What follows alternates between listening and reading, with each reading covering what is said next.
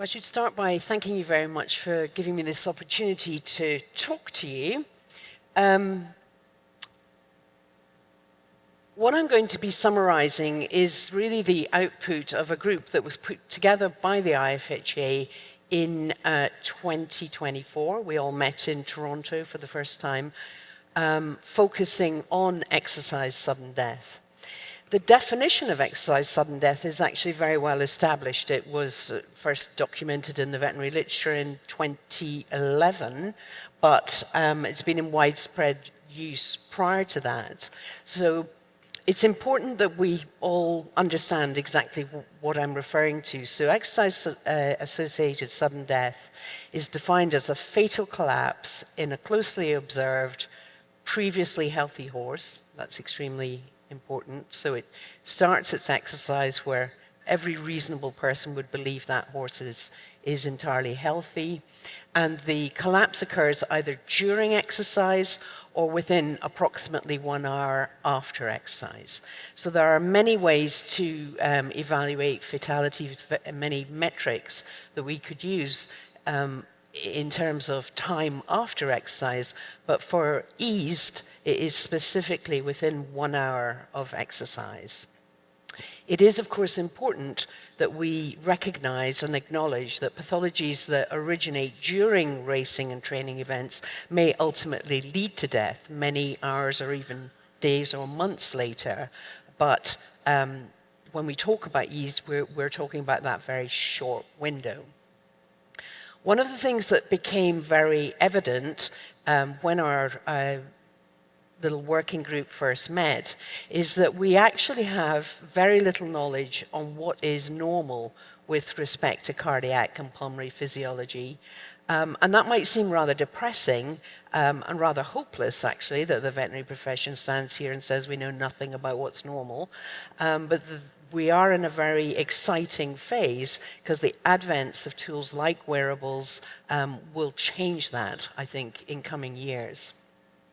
And when it comes to both auditing eased and doing research aiming to reduce it, the key challenge is accurate phenotyping, which is veterinary jargon for knowing that you are dealing with a horse that has a very specific condition that fits within that banner. So there are challenges when we try to count this or try to research it. When we talk about our cases, are they really cases? Do they have the pathologies we're interested in? And in that respect, I'll come back to this later in the presentation, but pathology and necropsy are very important. Most research requires comparing a case to control.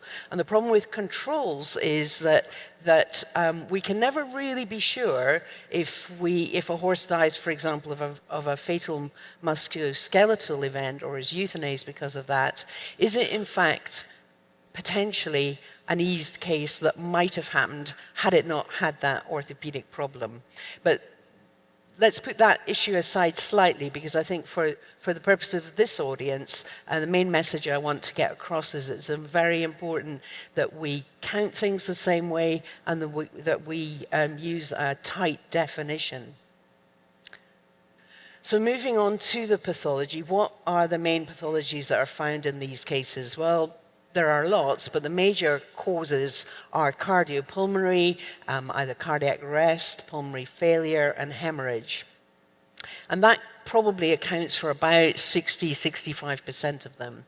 And the second large group is vascular catastrophe. And what I'm referring to there is that a major blood vessel, either in the abdomen or within the thorax, ruptures, usually spontaneously. Sometimes it's possible for vessels to be traumatized by an adjacent fracture. But basically, vascular catastrophe probably accounts for about 10 to 20% of eased cases. And then there are various other things, central nervous systems conditions and so forth.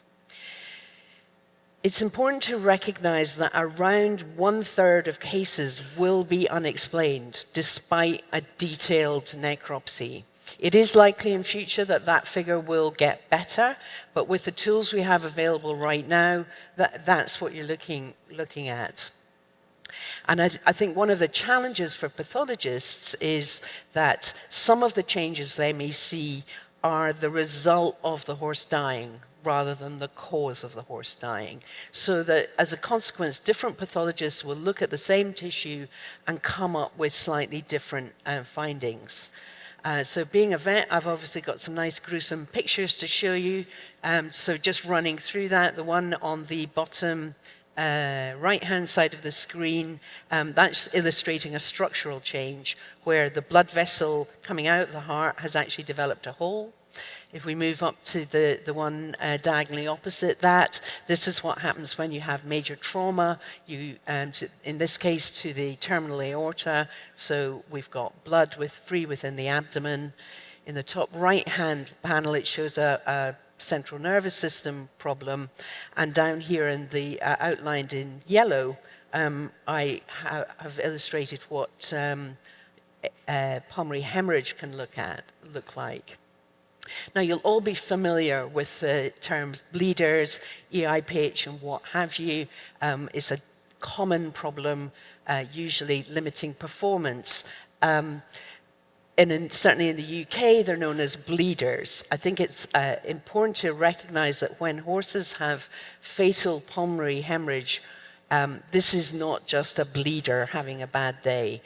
They are two separate conditions, or at least current thinking is that they are two separate conditions.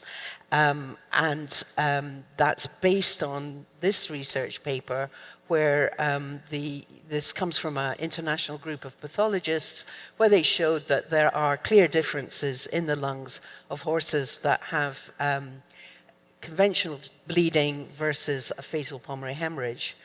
And actually, the explanation is that when the heart stops working properly, it stops pumping the blood forward, so we have quite quickly pressure building up in the lungs such that it causes rupture of a large number of pulmonary capillaries. So what the pathologist sees is lots of blood in the lung. However, what is actually probably starting that process occurs within the heart. So cardiac arrest basically means that the electrical activity in the heart has stopped. And a key point about this is when we're talking about electrical activity with conventional necropsy, there is no electrical activity. So currently, this is a really challenging area to work on because the pathologists cannot evaluate electrical activity.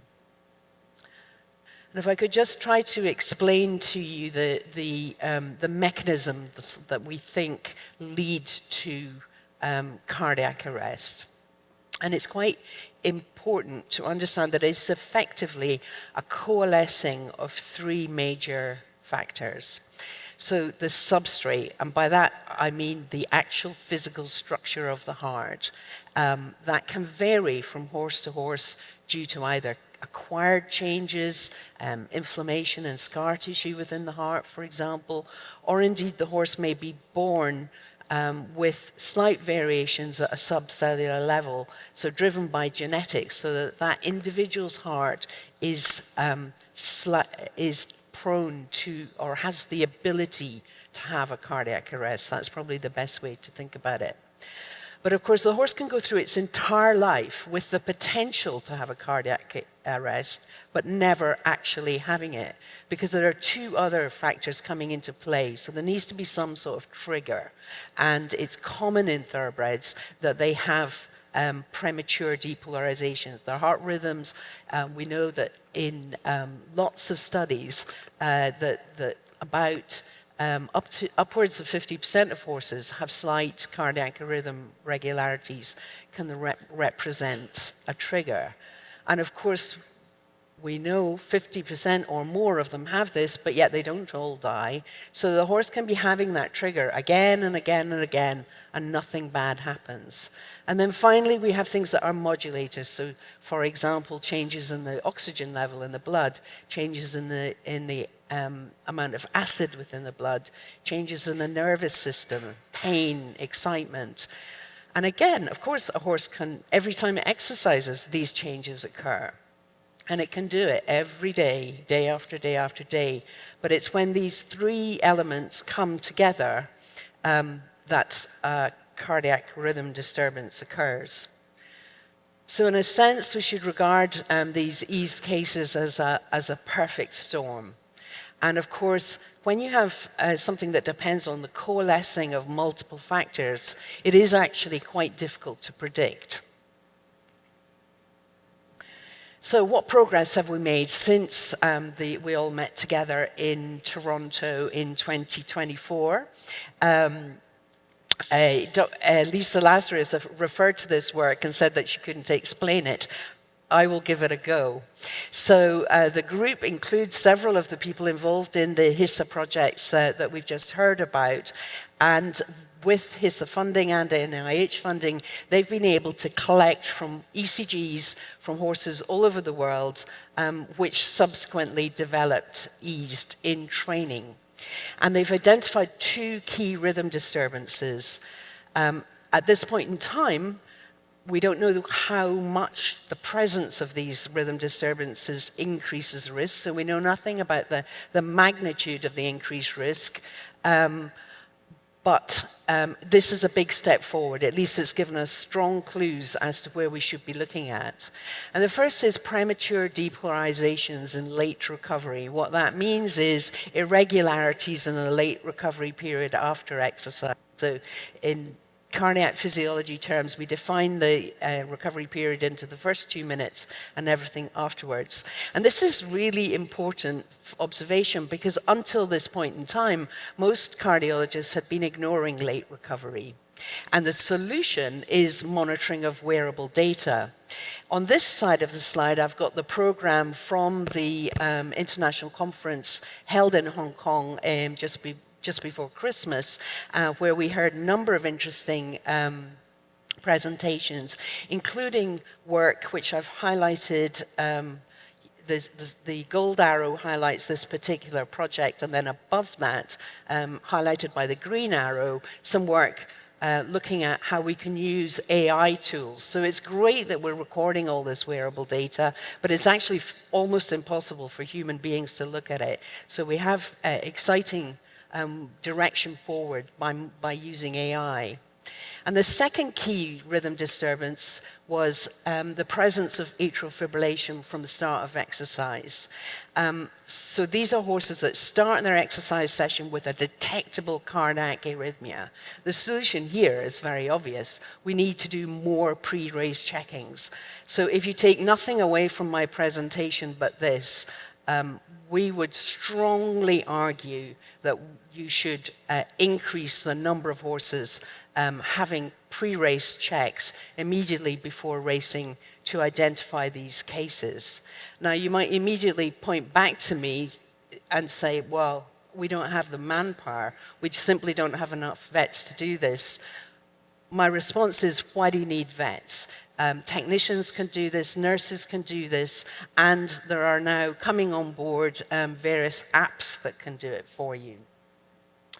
And finally, the other main piece of progress that the group has managed to achieve is that we would like to see every racing jurisdiction monitoring and auditing fatality rates. As I've discussed previously, we have a definition. We would like to see more necropsies being done and audited using a sort of system that will shortly be available to you. I am aware of the challenge here, which is that we don't have enough veterinary pathology services, so our group is doing what they can by putting together some guidelines, which we have submitted to the IFHA and will be hopefully releasing soon. I'll finish by just pointing out all the members of the IFHA working group. Thank you for your attention.